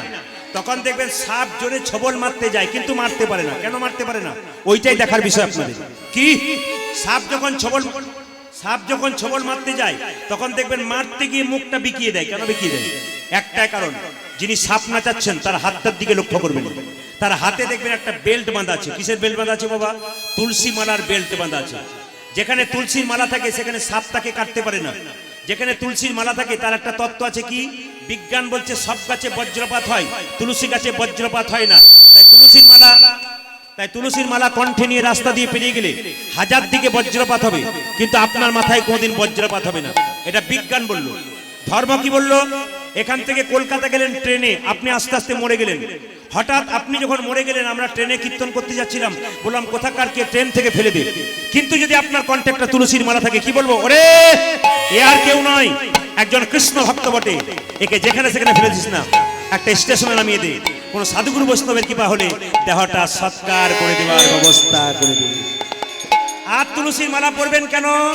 যাদের বাড়িতে ভোজ হয় তাদের বাড়ির দরজায় কুকুরের ভিড় হয়, সব কুকুরকে লাঠি দিয়ে তাড়িয়ে দেবেন, কিন্তু একটা কুকুরের গলায় বেল্ট বাঁধা থাকলে তাকে মারতে গিয়ে থমকে দাঁড়াবেন। কেন? বেল্ট বাঁধা কুকুর মানে কারো পোষা কুকুর, এর একজন মালিক আছে, একে মারলে এর মালিক উত্তম মধ্যম দিতে পারে। এ জগতে যে জন কণ্ঠে তুলসীর মালা নামক বেল্ট পড়তে পারে, তার কেউ আপন থাকার না থাক, কেউ থাকার নয় থাক, একজন আপন থাকে, একজনে আপনে থাকে, তিনি হলেন ভগবান, ভগবান শ্রীকৃষ্ণ। যেজন কৃষ্ণকে আপনে করতে পেরেছে, তার আবার চিন্তার কি কি আছে গো। এই জগতে তুমি যাকে আপন মনে করো, মনে করো সে তো তোমার আপন নয়, আপন নয়। মায়েরা যতক্ষণ সংসারে কর্ম করছেন, সংসারকে সার্ভিস দিচ্ছেন, ততক্ষণ সংসার আপনাকে ভালোবাসছে। আপনার শরীরে কঠিন রোগ হয়ে যাক, আপনি 10 দিন খাটে শুয়ে দিক, দেখুন আপনার অবস্থা কি হয়। দাদা ভাইরা যতক্ষণ সংসারে টাকা দিচ্ছেন, সংসার আপনাকে ভালোবাসছে। টাকা দেওয়া বন্ধ করে দিন, সংসার আপনাকে নিতাই গৌর হরিবোল করে দেবে। এই জন্য বলে রাখি, কণ্ঠে তুলসীর মালাটা নেবেন, তার একটা যুক্তি আছে কি, এটা হচ্ছে মাস্টার, এটার দরকার আছে। অনেকে বলবেন দাদা তুলসীর মালা পড়লে কি ভক্ত হওয়া যায়? দোকান থেকে তো মালা কিনতে পাওয়া যায়, দোকান থেকে তো পোশাক কিনতে পাওয়া যায়, পড়লেই কি ভক্ত হওয়া যায়? না না, পড়া দরকার আছে। কেন? এটা হচ্ছে মাস্টার। রাস্তা দিয়ে পেরিয়ে যাবেন, কারো পেয়ারা গাছের ডাল ঝুলছে রাস্তায়, 4টা পেয়ারা তাকাচ্ছে আপনার দিকে টুকটুক করে, আপনি নিশ্চয় প্রণাম করে চলে যাবেন। দু চারজন বসে, মানে কি বলুন তো, চারিদিকে তাকিয়ে দেখে নেবো কেউ কোথা কিনা। কিন্তু যদি এই মাস্টারটি থাকে, যখনই তুলতে যাবেন তখন মনে মনে হবে পাছে লোকে কিছু বলে, পাছে লোকে কিছু বলে, তার জন্য মালার দরকার আছে। তবে হিন্দুদের সবচাইতে লজ্জার ব্যাপার, 100% গ্যারান্টি দিয়ে বলবো, আমার পাশের বাড়িতে একটা ছেলে নিরামিষ খায়, খুব বাচ্চা ছিল, তার মা প্রত্যেক দিন নিরামিষ খায়, বলে কি আমিষ খেতেই দেবো না। তো আমার তার পাশের বাড়ির মেয়েটা বলে, দিদি এখন থেকে বাচ্চাটাকে নিরামিষ খাওয়াচ্ছে, দুর্বল হয়ে যাবে, দেখবে মজা তো। না না, হাসি নয়, এটা আমাদের লজ্জা, সত্যি আমাদের এটা লজ্জা। তো ওই মেয়েটি কেমন উত্তর দিল দেখুন, আচ্ছা দিদি তুমি যে বললে আমার ছেলে দুর্বল হয়ে যাবে, ছেলেটা কার, তোমার না আমার? আমার ছেলেকে আমি কি খাবো, তাই তোমার মাথা ব্যথা কিসে? এইটাই আমাদের সবচেয়ে লজ্জার ব্যাপার। আবার দেখবেন যদি আমাদের বাড়িতে কেউ কৃষ্ণ ভক্ত ছেলে হয়ে যায় না, তো পাশের বাড়ির লোকটা বলে, তোমার ছেলে বা সাধু হয়ে চলে যাবে, দেখবে আর তুমি শেষ বয়সে কি করবে দেখবে। না না, আমাদের লজ্জা এইটাই, সবচাইতে লজ্জা। আমার দিকে তাকান, লজ্জাটা কি জানেন? অনেকে খোল চেনে না, আমি দেখেছি অনেকে খোল চেনে না।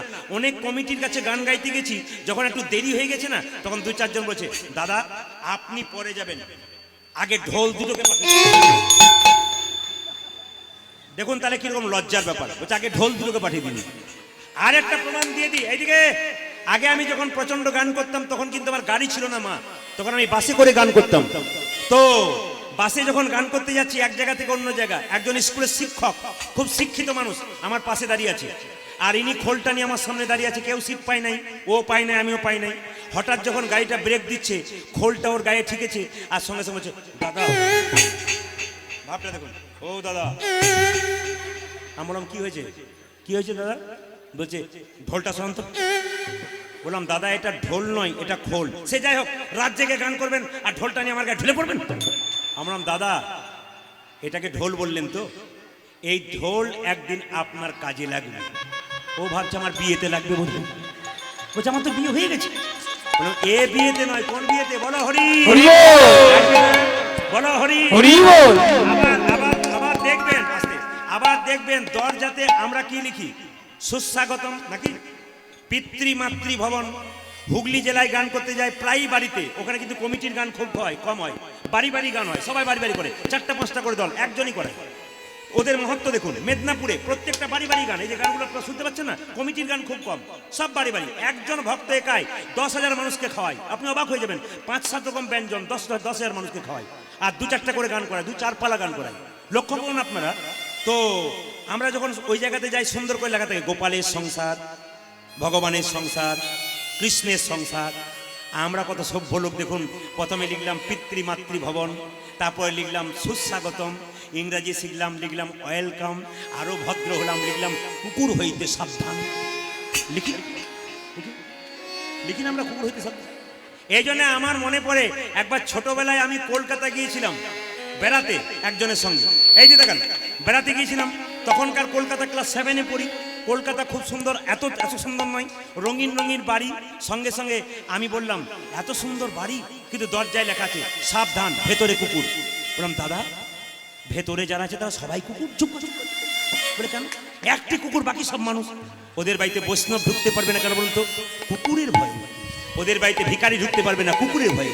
ওদের বাড়িতে মানুষ, যে আপনারা কুকুর পুষবেন বারণ নেই, কিন্তু কুকুরটাকে পুষবার আগে ভাববেন সকালবেলায় মন্দিরে একবার গিয়েছিলেন কিনা।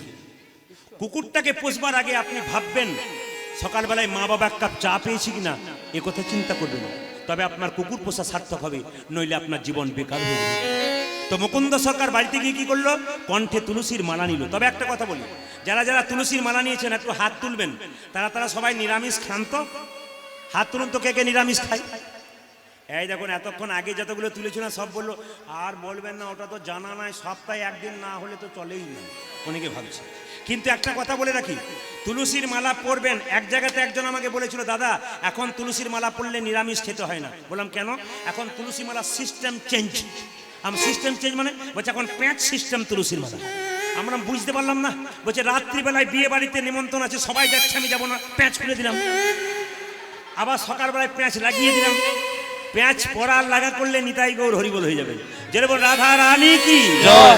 শ্যাম সুন্দর কি, মদন মোহন কি।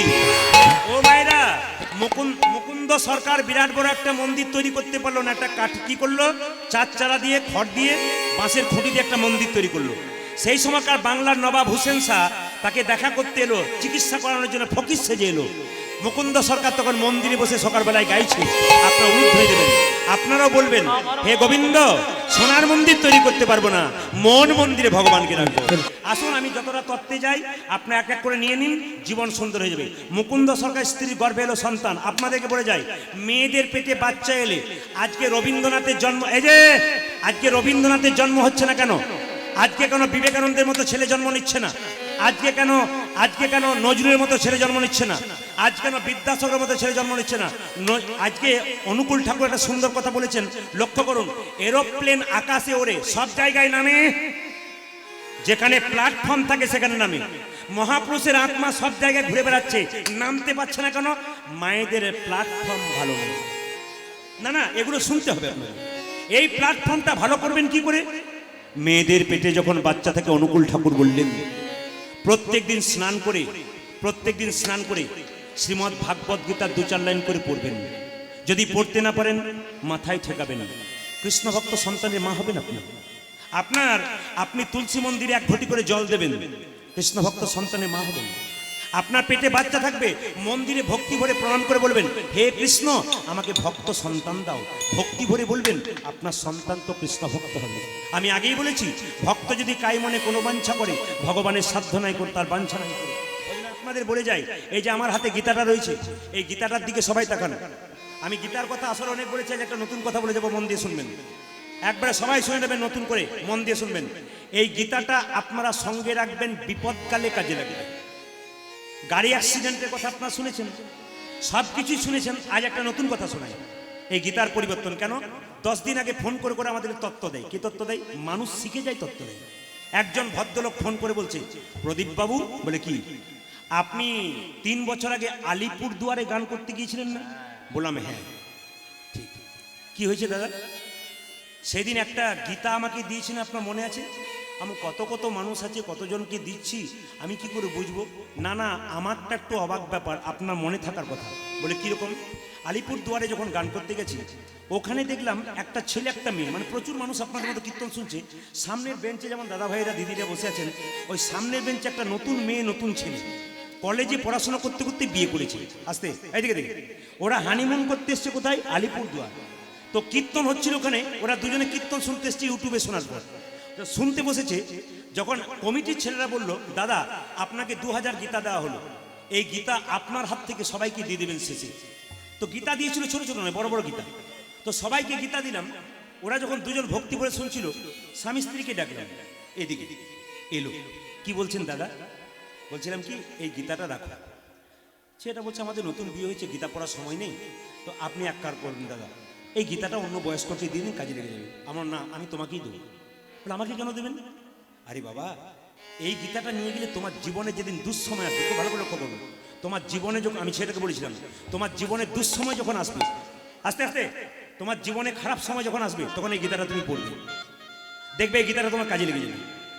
ও কিন্তু খুব ভালোবাসার উপরে নেয়নি, মানে ও তখন গীতাটাকে ভক্তি করে নেয় না, খুব অবজ্ঞা করে নিল। নিয়ে গিয়ে কি করেছিল দেখুন, ও যে গল্পটা বললো, বলছে আমি নিয়ে গিয়েছিলাম, নিয়ে গিয়ে আমরা স্বামী স্ত্রী যখন আনন্দে মেতে আছি, বহু জায়গায় যাচ্ছি, নতুন বিবাহ হয়েছে, আমরা কি করলাম, আমি কি করলাম, আমার বাড়ির যে কার্নিশটা আছে না, ওই কার্নিশের উপর রেখে দিলাম। দিনের পর দিন চলতে চলতে একদিন স্ত্রীর সঙ্গে তার বনিবনা হলো না। 3 বছর পরে তাদের দুজনের ডিভোর্স হয়ে গেল। মেয়েটি আবার নতুন ছেলেকে বিয়ে করলো, কিন্তু ছেলেটি বিয়ে করে না। সেই ছেলেটি চিন্তা করলো, আমার জীবনটা বিষময় হয়ে গেল ওর জন্যে, আর আমি জীবন রাখবো না। যেখানে ছাদের কার্নিশে গীতাটা লিখেছিল, বাড়ির কার্নিশে একটা ফ্যান ছিল, ওই ফ্যানে গলায় দড়ি নেবার জন্য দড়িটা বেঁধে ফাঁস দিতে যাবে চেয়ারের উপরে চেপে, তখন দেখতে পেলো সেই গীতাটা পড়ে আছে। বলছে, আমি তখন আমার টনক নড়ে গেল। কি জানেন, আপনি বলেছিলেন যখন জীবনে বিপদের দিন আসবে, তখন সেই গীতাটাকে ব্যবহার করবে। আমি সেদিন তাকে বলেছিলাম, গীতার 2য় অধ্যায়টা পড়ো। যখন পড়বে গীতার 2য় অধ্যায়ে, বাবা লেখা আছে কি জানেন, সাংখ্যযোগে লেখা আছে। গীতার যারা পড়েছেন তারা দেখবেন, গীতার 2য় অধ্যায়ে সাংখ্যযোগে লেখা আছে, জন্ম যার আছে, জন্মের পরে আবার মৃত্যু হবে, আর মৃত্যুর পরে আবার ফের জন্ম হবে, এ লেখা আছে। যার মৃত্যু তার জন্ম অবশ্যই, আর যার জন্ম তার মৃত্যু অবশ্যই। তো ও কি করেছে, যখনই ফাঁস মারতে যাবে তখনই গীতাটাকে টেনে বের করলো। প্রদীপবাবু বলেছিল বিপদের দিনে কাজে লাগবে, তাহলে একবার গীতাটাকে দেখি। ওই গলাতে ফাঁসটা লাগিয়ে বলছে, গলাতে ফাঁসটা লাগিয়ে দ্বিতীয় অধ্যায়টা বের করেছি, আর লেখা আছে জন্ম নিলে মৃত্যু হবে, আর যে মৃত্যু নেবে, মৃত্যু হবে তার আবার ফের জন্ম হবে। তখন আমি মনে মনে ভাবলাম, মরে যদি আবার ফের জন্ম নিতে হয় তো গলায় করি নিয়ে কি লাভ আছে। দাদা উনি বললেন, দাদা সেই দিন থেকে গীতাটাকে মাথায় করে নিয়ে ইস্কন মন্দিরে গিয়েছিলাম আমি। ইস্কনদের বড় বড় বাবাজিদের কাছে মন্ত্র নিলাম, আমার দিকে একটু ভিডিও কল করে দেখুন। ভিডিও কল করে দেখলাম যে ছেলেটা তখন প্যান্ট শার্ট পেরে আনন্দ করছিল, আজকে দেখলাম তিলক নিয়েছে, মালা নিয়েছে। জিজ্ঞেস করলাম কোন জীবনটা ভালো লাগছে, বলছে দাদা এটা যদি আগে থেকে নিতাম না জীবন সুন্দর হতো। আপনি যদি কৃষ্ণ ভক্ত হন, আপনার স্ত্রী যদি কৃষ্ণ ভক্ত হয়, বাচ্চা কৃষ্ণ ভক্ত না হলে আপনার মৃত্যুর পর আপনি আনন্দে মরতে পাবেন, আমি কৃষ্ণ ভক্তের মা হতে পেরেছি। বাবা একটা কথা বলি, ছেলে মেয়েকে টাকা রোজগার করা মেশিন তৈরি করবেন না। নিজের ছেলে মেয়েকে কেউ টাকা রোজগার করা মেশিন তৈরি করবেন না। দরকার আছে টাকার, কিন্তু বিবেকবান করুন। যেমন দেখবেন KG1 KG2-তে মায়েরা ছেলেকে পড়াতে যায়, তো আমরা দেখেছি রাস্তায় যখন পেরিয়ে যাই তখন গ্রীষ্মকালের দিনে, গরমকালের দিনে ছেলেগুলোর বাচ্চা ছেলেগুলো পরীক্ষা চলছে, আর মাগুলো কি করছে, গাছের নিচে গরমকালে খালি থরথর করে কাঁপছে। ওখানে গাড়িটা দাঁড় করালাম, জিজ্ঞেস করলাম কি ব্যাপার, আপনারা তো মানে চিন্তিত হয়ে দাঁড়িয়ে আছেন কেন? মেয়েটা বলছে, আর বলবেন না দাদা, ছেলের পরীক্ষা চলছে। ছেলের তো পরীক্ষা নয়, যেন মায়ের পরীক্ষা চলছে। এদিকে ছেলে বড় হলো, কলেজে ঢুকলো একা, বেরোবার সময় ডবল হয়ে বেরিয়ে চলে। না না, লাভ কি হলো আপনার? আপনার লাভ কি হলো? কি শিক্ষা দিলেন আপনি? যার মধ্যে বিবেক শিক্ষা হলো না, তার আবার কি শিক্ষা হলো? ওই স্কুলে পড়ালে আপনি টাকা রোজগার করা মেশিন তৈরি করবেন, এই স্কুলে বাচ্চাকে আনলে আপনি বিবেকবান সন্তান তৈরি করবেন। আপনি এই স্কুলে বাচ্চাকে আনুন, আপনার বিবেকবান সন্তান হবে। এই জন্য আপনাদেরকে বলে রাখি, এই স্কুলে আপনারা বারবার পড়াতে আসবেন। তবে দাদা ভাইরা, যারা হাততালি দিলেন, যারা তুললেন তারা ভালো করলেন, আর যারা তুললেন না তারা সাবধান থাকবেন। কেন বলুন তো? আপনি যেমন শেখাবেন বাচ্চাকে, আপনার বাচ্চা তেমন হবে। প্রমাণ কি? প্রমাণ কি? এক জায়গায় কীর্তন করতে গেলাম, এক বাড়িতে চা খেতে নিমন্ত্রণ করলো। দাদা বলল বসুন, যখন বসলাম ওর ক্লাস 9-এ পড়া ছেলেটা, উনি পাটাকে লম্বা করে বসে আছেন, ওর ক্লাস 9-এ পড়া ছেলেটা দৌড়াতে গিয়ে পায়ে ধাক্কা দিয়ে চলে গেল। বাবার পায়ে ধাক্কা দিয়ে চলে গেল। বাবা দেখে বলছে, এদিকে আয়, দেখতে পাচ্ছি না কীর্তনিয়া বসে আছে, আমার পায়ে পা ঠেকিয়ে চলে গেলে প্রণাম করলি না? ছেলে বলল বাবা করবো না। বলে কেন? পরশু তারিখে দাদুর পায়ে তোমার পাটা ঠিকলো, তখন প্রণাম করলি না, আমি করবো। আপনি আজকে তালি দেবেন না, আপনি আজকে আনন্দ করবেন না, আজকে হরিবোল বলবেন না, আপনি তো ঠকবার জন্য তৈরি হয়েছেন, আপনার ছেলেও তো আপনাকে ঠকাবে। আপনি কি ভাবছেন? তৈরি হন। বাবা মানে কি? বাহ বাহ, ভালো, বাহ বাহ, সুন্দর বাবা তৈরি হতে গেলে তার সুন্দর কর্ম চাই। মাটি ভালো হলে, বীজ পুঁতলে ফসল ভালো হয়। মাটি যদি ভালো হয় তবে তার ফসলটাও ভালো হয়। আজকে মুকুন্দ সরকারের স্ত্রী, তার গর্ভে জন্ম নিল সন্তান। কোন দিন জন্ম নিচ্ছে? সরস্বতী পুজোর দিন। সবাই মিলে মাথায় কাপড় নিয়ে উলুদ হয়ে দেবেন। আজকে জন্ম নিচ্ছে কিভাবে? আহায় হেন কালে, সবাই মিলে মাথায় কাপড়টা নিন, করজোরে বসুন, ভক্ত সন্তানের জন্ম নিচ্ছি। প্রেম সে সবাই মিলে আহায় হেন কালে, আহায় হেন কালে জন্মিল বাচ্চা কৃষ্ণ ভক্ত হবে, আপনার হবে, আপনার বাচ্চার হবে। বলে মায়ের মন যদি বড় হয়, ছেলের মন বড় হবে। বিদ্যাসাগরের মা খালের মা নয়, বিলের মা নয়, সাগরের মা হয়েছিল। আপনি কেন, এই যে আপনি কেন সাগরের মা হতে পারলেন না? কেন বলুন তো? বিদ্যাসাগর তার মায়ের জন্য শাল এনেছিল, মা শালটা তুমি গায়ে নাও, ঠান্ডায় কষ্ট পাচ্ছ। কিন্তু মা কি করেছিল? শালটা বাক্সের ভেতরে ঢুকিয়ে দিয়েছিল। বিদ্যাসাগর মহাশয় 1 মাস পরে জিজ্ঞেস করেছিল, মা তুমি শালটা গায়ে নিলে না কেন? মা বলেছিল, খোকা, পাড়া প্রতিবেশীর কত মা ঠান্ডায় থরথর করে কাঁপছে, যেদিন তুই ওদের জন্য শাল আনতে পারবি সেদিন আমি শালটা গায়ে নেব। ও মা, এমনি বড় মনের মা হবে তবে তো বড় মনের সন্তান হবে। আর আমাদের দিকে কোনো মেয়ে যদি নতুন শাল পায়, তাহলে পাশের বাড়ির যদি কেউ চাদর না পায়, তাকে দেখিয়ে দেখে বলে, এই দেখে দেখ কেমন করিস, না না, তাহলে তার বাচ্চাগুলো কেমন তৈরি হবে? ওই জন্য আপনাদের একটা শেষ মেসেজ দিয়ে যাই। রঘুনন্দন তো প্রসাদ খাওয়াবে, শেষ মেসেজ কি? রঘুনন্দন যখন বড় হলো নাম রাখলো কি? আস্তে নাম রাখলো কি? রঘুনন্দন। ছেলের নাম কি রাখবেন? কৃষ্ণ, বিষ্ণু, নিতাই, গৌর। এখনকার যুগে তো দুটো করে নাম রাখা যায়, একটা আধুনিক নাম রাখুন, একটা পৌরাণিক নাম রাখুন। ডাক নামটা নিতাই রাখবেন, খাতায় যা রাখবেন রাখবেন, স্কুলে যা রাখবেন রাখবেন, নিতাই রাখবেন। যতবার নিতাই বলে ডাকবেন আপনার তো হবে। আর আপনি যখন নিতাই বলে ডাকবেন লোকে শুনবে, ওরও তাই হবে। নিতাই আপনার তো হবেই, আবার যে শুনবে তারও তাই হবে। এই জন্য আপনাদের কাছে নিবেদন, নিতাই গৌর। তবে সবচেয়ে লজ্জার ব্যাপার কি জানেন, দুঃখের ব্যাপার কি জানেন, এইটাই আমরা ছেলেদের নাম রাখি কি নাট, ভল্টু, পল্টু, সল্টু, নাকি না?